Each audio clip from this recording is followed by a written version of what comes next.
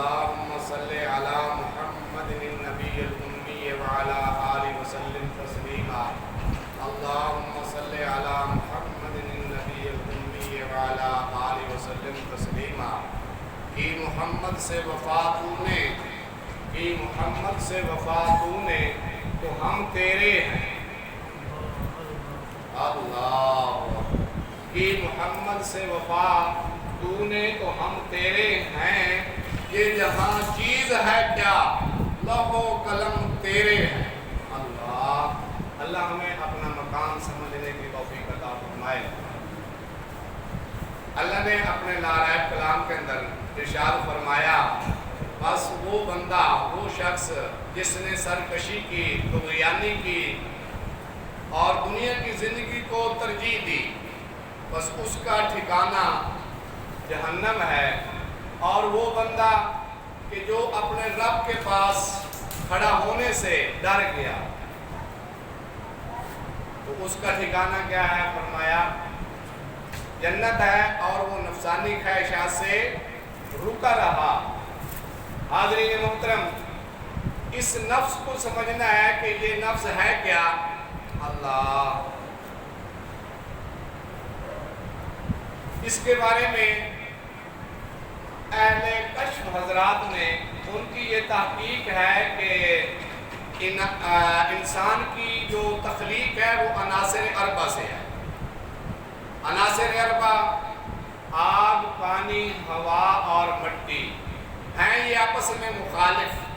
لیکن اللہ نے اپنی قدرت کاملہ کا اظہار فرماتے ہوئے ان کو اکٹھا کر دیا۔ جب یہ چار چیزیں آپس میں اکٹھی ہوئی ہیں تو ایک پانچویں چیز کا وجود آیا۔ پانچویں چیز اس سے ایک جو ہے نا اس کو وجود ملا۔ جیسے ہانڈی پکاتے ہیں تو اس کے اندر کیا ہے؟ مرچ اور لہسن، پیاز، سبزی وغیرہ ڈالتے ہیں، پانی بھی ملتا ہے، آگ جلتی ہے تو اس سے بھاپ نکل رہی ہوتی ہے، تو بھاپ کو ڈالا نہیں ہے،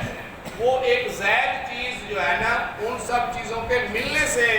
ایک وجود میں آئی ہے۔ تو ایسے ہی اربع عناصر جب وہ اکٹھی ہوئی ملی تو پانچویں چیز کا وجود آیا، تو اس کا نام رکھا ہے نفس۔ اور نفس یہ ایک قوت غیبیہ ہے، غیر مرئیہ چیز ہے، ملکہ ہے، طاقت ہے، قوت ہے، جو اس آنکھ سے نظر نہیں آتی، یعنی اس کا مادہ نہیں، جسم نہیں، شکل نہیں، قوت ہے لیکن قوت غیبیہ ہے۔ جیسے کہ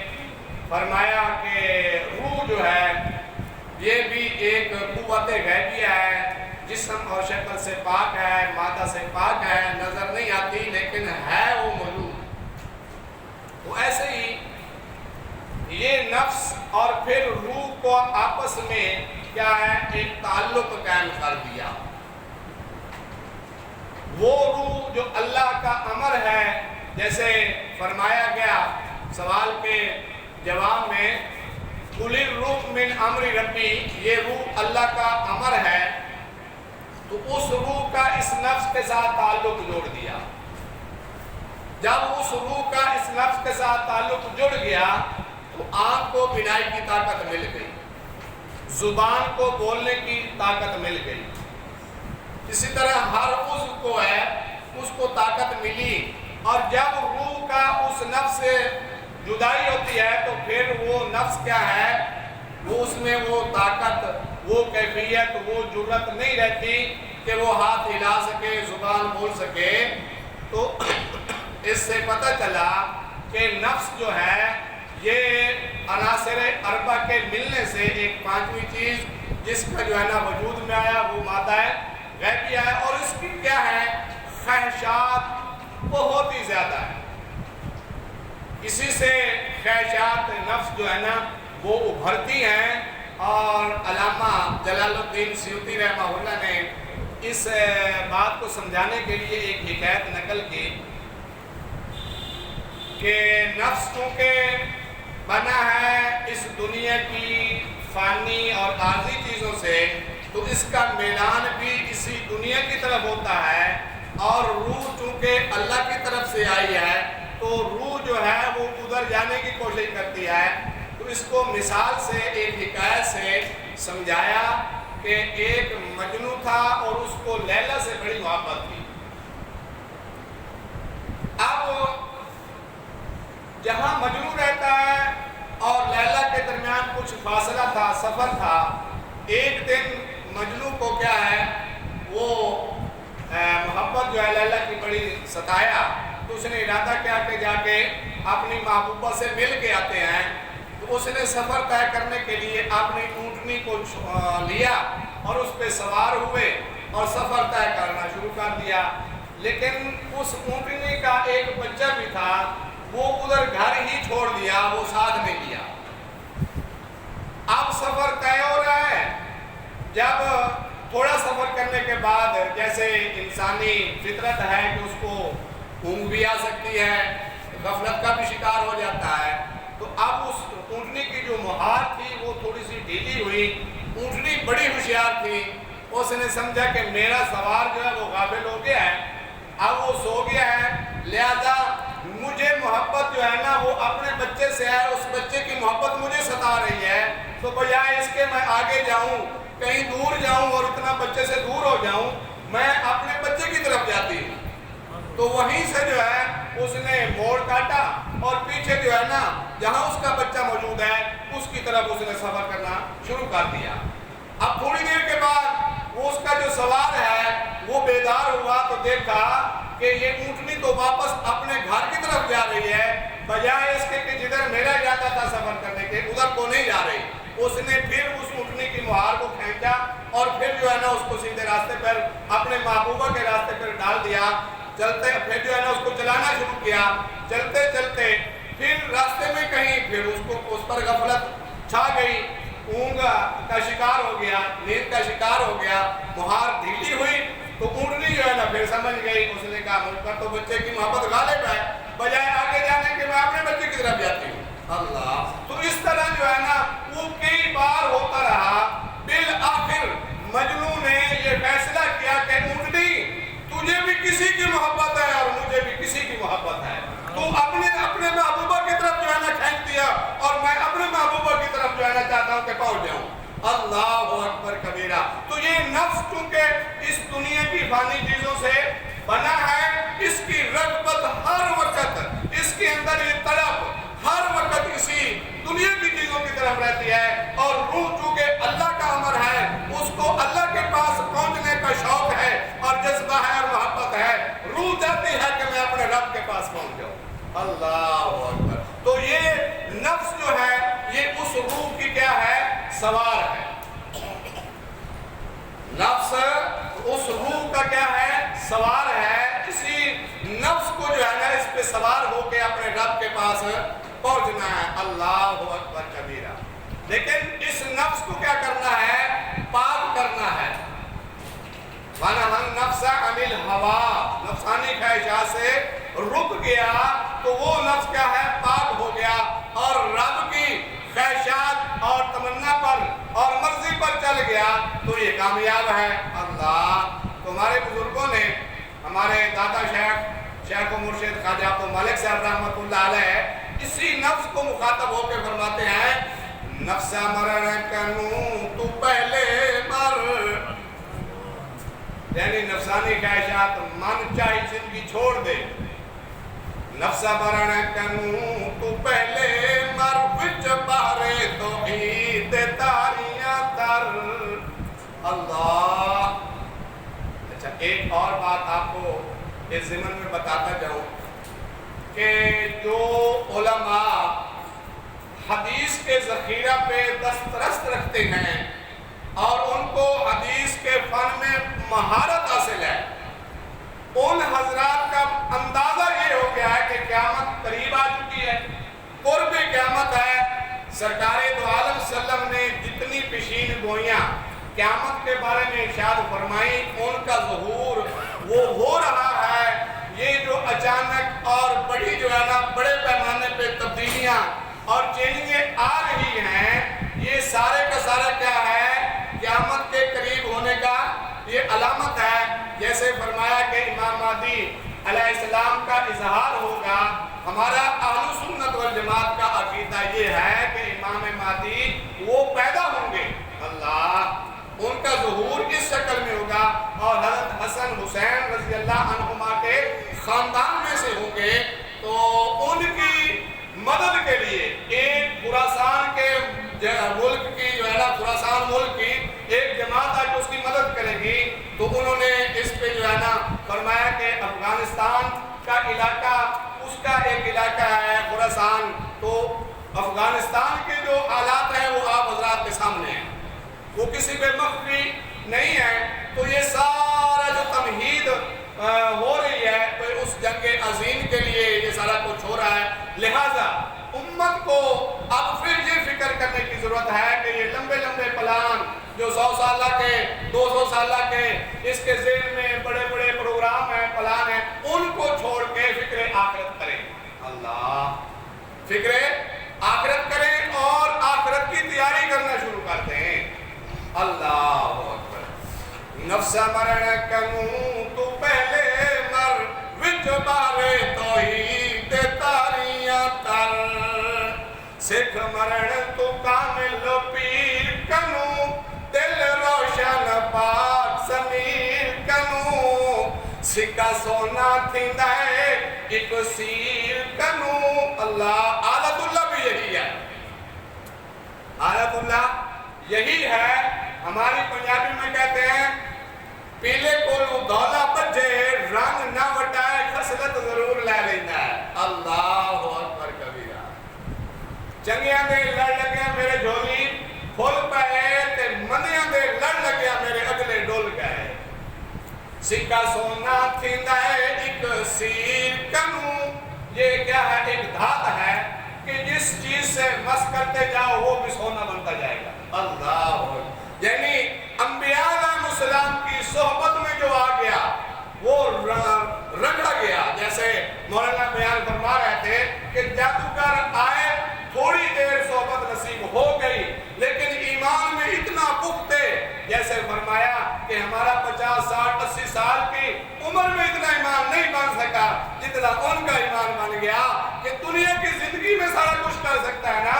آخرت میں تو کچھ نہیں کرے گا، اور جو موحد آدمی ہے اللہ کو ایک ماننے والا جب اس کے دل میں یہ اتر جاتا ہے اور گھر کر جاتا ہے، وہ نڈر ہو جاتا ہے، اس کو یہ یقین ہوتا ہے کہ دنیا کے اندر کوئی ایسی طاقت نہیں ہے جو مجھے نقصان پہنچا سکے، اور آخرت سے بھی وہ ڈرتا نہیں ہے بلکہ وہ شوق رکھتا ہے، جذبہ رکھتا ہے کہ اس دنیا کی زندگی کوئی پھولوں کی سیل نہیں ہے، یاد رکھنا آخرت میں کیا ہے، اللہ سے ملاقات ہے، اللہ نے بہت بڑا انعام کر جو ہے نا وہ تیار کر رکھا ہے اپنے ماننے والوں کے لیے، اللہ ہمیں بھی تیاری کرنے کی توفیق دے اور وہ اللہ کی رضا اللہ کی ملاقات میں ہمیں خوشی نصیب ہو، اور اس کی جدائی میں ہمیں کیا ہے وہ تڑپنا اللہ اکبر آ جائے کہ ہم محبوب سے اپنے یار سے وہ جدا ہے، وہ مل نہیں رہا تو بے قرار ہے، بے چین ہے، جب اللہ کے پاس جائیں گے ساری پریشانیاں سارے مسائل حل ہو جائیں گے، اللہ اکبر کبیرہ، اللہ نفس مرن کنوں تو پہلے مر وچ بہرے توحید تاریاں تر، اللہ وچ بہرے توحید، یعنی یہ اللہ والے نے ایک تصور کیا ہے کہ یہ سارا کچھ کیا ہے اللہ ہے، اللہ سے کیونکہ ہر ایک چیز کو کیا ہے نسبت ہے، اور اگر وہ نسبت ختم ہو جائے وہ ختم کر دے، القیوم کی صفت کا جو اظہار ہے کہ ہر ایک چیز کو تھامے ہوئے ہے تو وہ اس کو جو ہے نا بقا حاصل ہے، اس کا وجود باقی ہے، تو القیوم کی صفت کا اظہار ختم کر دے، وہ نسبت ختم کر دے تو وہ چیز کیا ہے اس کا وجود بھی ختم ہو جاتا ہے، اللہ اکبر کبیرہ۔ پہلے گوشہ نشینی دی عادت سکھ، پہلے گوشہ نشینی دی عادت سکھ، در مرشد کامل مفت تو ایک،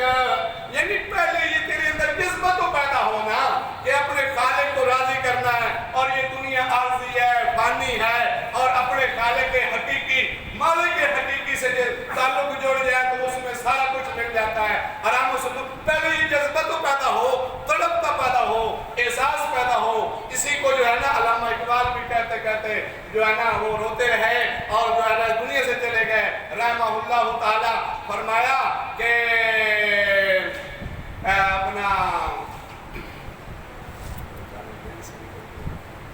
کارواں کے دل سے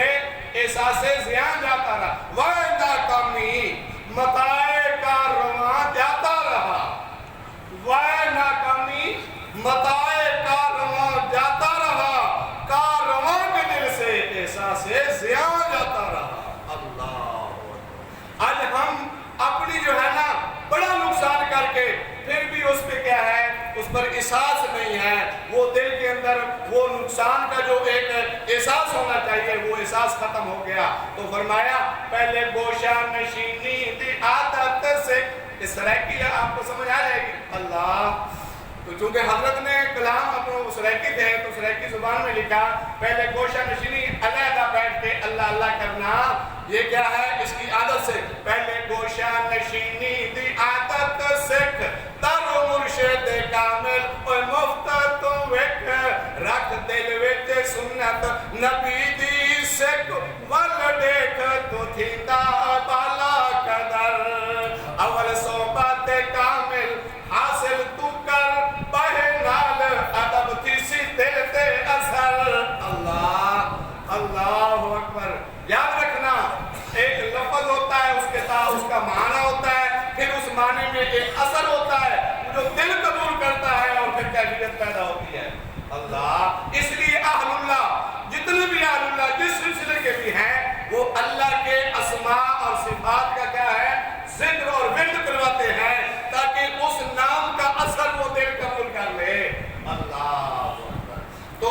سلسلہ نقشبند جو ہے یہ اللہ کو جو ذاتی نام ہے نا اللہ، اس کے علاوہ جتنے نام ہیں وہ اللہ کے صفاتی نام ہیں۔ وہ دوسرے سلسلے والے وہ دوسرے جو ہے نا ویڈ کرواتے ہیں، کوئی سلسلہ الودود کا کراتا ہے، کوئی کسی کا کراتا ہے، کوئی کسی کا۔ بہرحال ہمارے حضرات جو ہیں اکابرین انہوں نے کس کا کرایا؟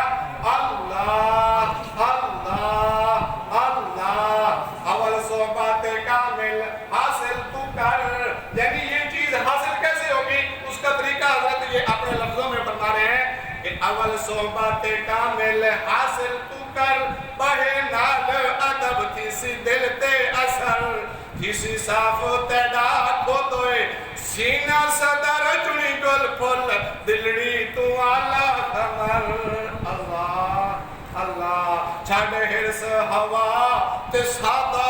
بڑھ، چھڑ ہرس ہوا تے سادہ بڑھ،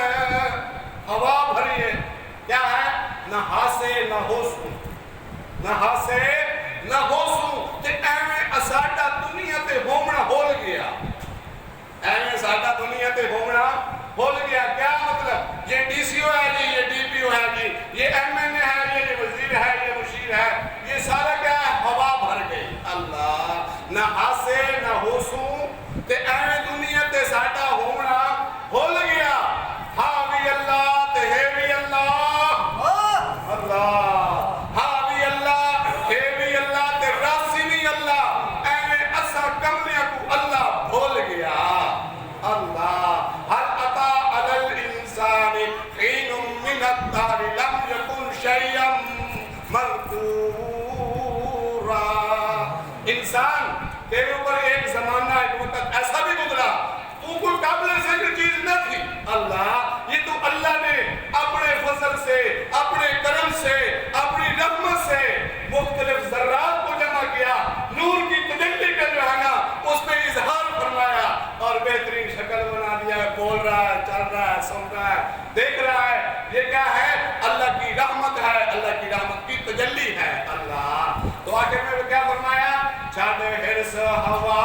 تے سادہ بڑھ، تو خدمت خلق دا عادی بن۔ اللہ، اچھا کئی دفعہ میں نے یہ سوچا، اللہ سمجھ یہ آئی کہ دیکھو یہ ساری مخلوق جیسے حدیث میں بھی آتا ہے کہ پوری کی پوری مخلوق یہ اللہ کا کنبہ ہے، اللہ عیال ہے، اور کنبے کے جس فرد سے کوئی بھلائی کر دے تو اس کا سردار کتنا خوش ہوتا ہے۔ اللہ، تو دیکھو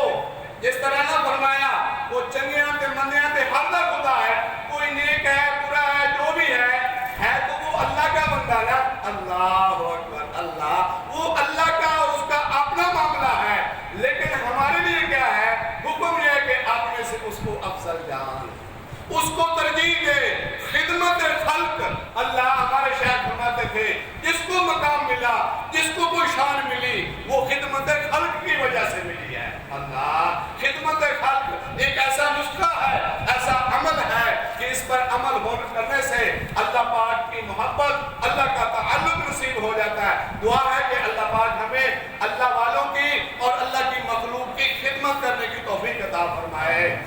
چھڑ ارس حوات سادہ بن تو خدمت قلب دا آتی بن چھڑ غیر دی تانگک اللہ دا بن کنورا سلو تے پیسے خبر اللہ وہ منزل نو نہیں پا سکتے جڑے بیٹھے گھرے رہنے سلوک کا مطلب کہ اس راستے پر چلیں گے تو پھر خبر لگے گی پھر پتہ چلے گا پتہ لگتا ہے راہ پہ ہیں یا واہ پہ ہیں اللہ اکبر دعا ہے کہ اللہ عمل کی توفیق عطا فرمائے تھوڑی دیر ذکر کر لیتے ہیں